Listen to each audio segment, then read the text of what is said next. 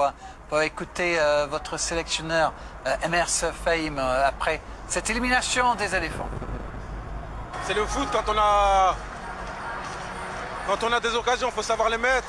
Après, on a fait le plus dur en revenant à égalité. Malheureusement, on prend ce but à la fin, c'est dommage. Après, les joueurs ont tout donné, ils se sont battus jusqu'au bout. On est tombé contre une équipe valeureuse qui a bien défendu et qui a su obtenir leur qualification. Alors, quel enseignement vous tirez justement de cette aventure au mondial? Ouais, c'est le haut niveau, c'est les petits détails. Ça se joue à pas grand-chose. Il faut garder la concentration du début à la fin, quel que soit l'adversaire. C'était la première Coupe du Monde pour tout le monde. Je pense qu'ils ont bien grandi, ils ont bien appris. Maintenant, on va continuer à travailler pour revenir plus fort pour les prochaines échéances. Allez, les Ivoiriens attendaient bien sûr cette qualification historique encore pour les huitièmes de finale. Ça n'a pas été. Quel message vous avez à l'endroit de toute cette population ivoirienne? Bon, on aura tout donné. On aura essayé jusqu'au bout. Malheureusement, aujourd'hui, c'est pas passé, mais on va continuer, comme j'ai dit, à travailler, à rester solidaires les uns avec les autres et d'avancer. Merci, coach. Merci. Non, je pense qu'il a bien résumé l'aventure de la Côte d'Ivoire. Il y a encore des axes de progression, notamment sur les deux buts qu'on a montrés. J'ai surtout eu l'impression d'avoir vécu le même match face à l'Allemagne, où toujours ces petites erreurs, où finalement qui les permet de ne pas gagner le match ou de le perdre alors. Mais voilà, c'est un groupe qui est jeune, comme Gervais le disait. Il y a des axes de progression, ils vont apprendre. C'était de l'apprentissage. Je pense qu'ils reviendront probablement dans 4 ans en étant beaucoup plus aguerris quand même.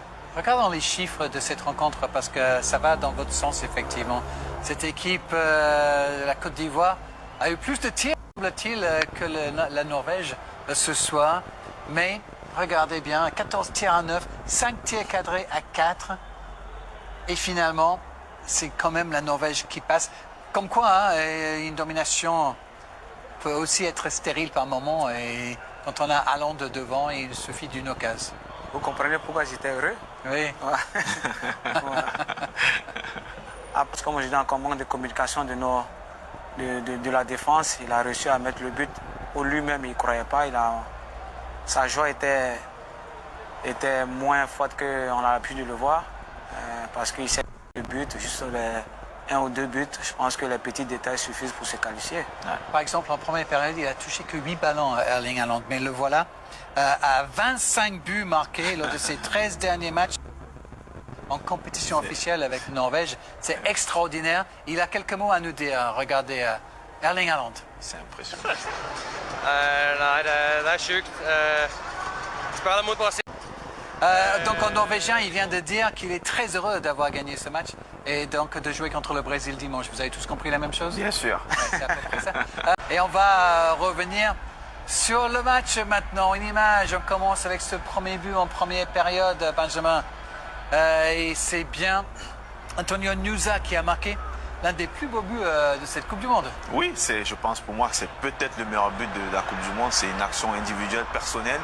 Il va aller fixer Nicolas Pepe. Encore une fois, dans ce premier but, la défense ivoirienne se laisse aspirer à l'intérieur, notamment Guela Doué. Et c'est Nicolas Pepe qui va aller faire le 1 contre 1. Malheureusement, c'est un attaquant qui va défendre sur un attaquant. Mais le but est magnifique, ça n'enlève à rien. Cette qualité, cette justesse et surtout cette frappe enroulée qui va permettre finalement à la Norvège de mener au score. C'était un but splendide, effectivement. Je ne vois pas beaucoup de gardiens de but qui peuvent aller chercher cette frappe-là. Il y a des jours où on frappe comme dans un rêve, Gervinho. Non, il a bien joué, mais comme il a souligné Benjamin, on défend mal. Il frappe en 3 joueurs, je dirais. Manque de communication. Mais quand même, il faut féliciter le joueur. Il a bien joué. Vous avez dit mal défendu sur ce premier but. On peut voir ces images effectivement avec l'aide de notre palette. Parce que il est au début de cette action, regardez, et là, il a 3 défenseurs autour de lui. Oui, il est au contact au départ, Doué, parce que c'est lui qui doit être là sur cette zone-là. Et derrière, il se fait aspirer un peu. Vous voyez, il regarde, il voit très bien ce qui se passe, mais pour moi, il n'est pas très bien orienté là sur l'action. Et du coup, il se fait aspirer parce qu'il y a un Norvégien qui va passer devant lui. Et il le suit un peu. Derrière, ça laisse la liberté à Nusa d'avoir ce ballon. Et puis, c'est Pepe qui vient compenser. Et bien, quand on sait que Pepe n'est pas un défenseur, il n'a pas la caractéristique de défendre comme peut le faire Doué, et ben, ça se paye un peu cash, ces petites erreurs. On va revenir sur le but quand même des Ivoiriens. Les éléphants ont marqué un beau but aussi. Et c'était l'œuvre du joueur de Manchester United, Javinho. Il marque un beau but. Je pense qu'on le connaît comme pour ça. Il faut souligner aussi la passe de Nicolas Pepe qui joue bien. Belle finition. Je pense qu'une fois que tu es dans la surface, l'adversaire, les défenseurs, on peut aller te toucher. Donc après, c'est la qualité qui doit faire la différence. Et c'est ce qu'il a fait à Amad Diallo.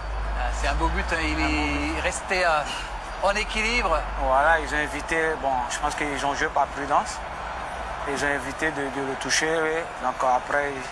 De 1-2, il est parfait. Hein. 1-2, il est va parfait. s'appuyer sur Voilà, Nicolas Pepe. Surtout, ce qui m'impressionne, c'est qu'il garde sa vitesse jusqu'au bout. Il va aller jusqu'au bout. Et puis derrière, il y a cette espèce de crochet extérieur pour revenir sur son pied gauche. Et puis, ça lui permet d'aller permettre à cette Côte d'Ivoire d'égaliser. Finalement, c'est un bon changement de la part de Faye parce qu'il a fait rentrer en cours de match. Il va égaliser. Mais malheureusement, Darren, ce n'était pas suffisant. Pas suffisant, non, malheureusement, pour les éléphants. On était un partout à ce moment-là. On va revenir sur son but, parce que c'est un drôle de but finalement. Est-ce qu'il ne veut pas contrôler plutôt que de tirer? On ne sait pas exactement ce qu'il a eu envie de faire, mais en tout cas, il marque le but de la victoire. On a plutôt le sentiment qu'il a effectivement envie de contrôler. Après, ces joueurs-là, même quand ils veulent faire quelque chose, ils font l'inverse, ça finit sur le but. Mais encore une fois, c'est un peu à l'image du premier but, où on va encore une fois de plus, la défense ivoirienne va se faire aspirer. On voit l'appel. Hein. Là, il y a le défenseur ivoirien qui va suivre le joueur et qui va en profondeur. Du coup, ça libère l'espace et Beg qui va plonger dans cet espace pour mettre ce ballon. Oui. Ils auraient dû se communiquer, parler. Ça, au moins, c'est un manque de communication. Revenons sur ce coup franc en toute fin de rencontre où vous avez failli égaliser pour une deuxième fois. C'est Diallo qui va le frapper. Il le frappe bien. Et puis, quel arrêt! On peut clairement dire que le gardien il a sauvé le match là, de la part des Norvégiens parce que cet arrêt il est formidable.